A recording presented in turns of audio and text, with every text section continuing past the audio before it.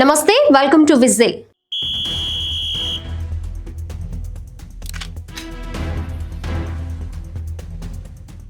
WhatsApp, Telegram తదితర messaging యాప్లను స్కామ్స్టర్లు దుర్వినియోగం చేయకుండా అరికట్టేందుకు టెలికాం శాఖ కీలక ఆదేశాలు జారీ చేసింది.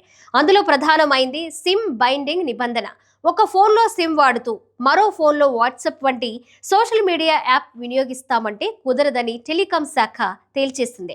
ఇకపై ఏ ఫోన్లో అయితే సిమ్ ఉంటుందో అదే ఫోన్లో మాత్రమే సంబంధిత నంబర్ వాట్సాప్ లేదా టెలిగ్రామ్ పనిచేస్తుంది.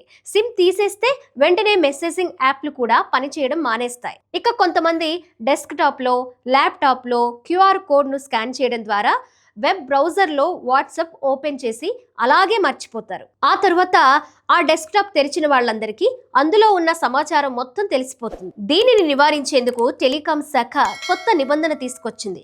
అలా తెరిచి వదిలేసిన వాట్సాప్ 6 గంటల్లో దానంతట అదే లాగౌట్ అయ్యేలా చూడాలని సంబంధిత సంస్థలను ఆదేశించింది. WhatsApp, Telegram, Signal, Snapchat, ShareChat, Jio chat, RRT, Josh తదితర మెసేజింగ్ యాప్లకు ఈ నిబంధనలు వర్తిస్తాయి.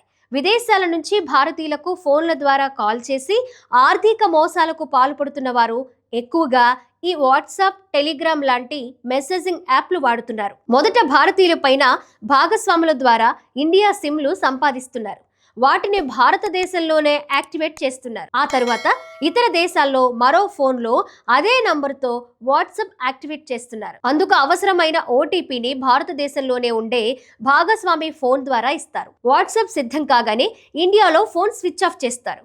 వాట్సాప్తో అమాయకులైన భారతీయులకు కాల్ చేస్తూ ఆర్థిక నేరాలకు పాల్పడుతున్నారు. తాజా నిబంధనలతో దేశం బయట కోట్ల సంఖ్యలో భారతీయ నంబర్లతో ఉన్న వాట్సాప్లు మోగబోతాయని టెలికాం అధికారులు వెల్లడించారు. ఇక ఇప్పటికే బ్యాంకుల యాప్లు, యూపీఐ మెసేజ్ యాప్లు ఈ రూల్ను పాటిస్తున్నాయి. మెసేజింగ్ యాప్లను స్కామ్స్టర్లు దుర్వినియోగం చేయకుండా అరికట్టేందుకు టెలికాం శాఖ కొత్త ఆదేశాలను జారీ చేసింది.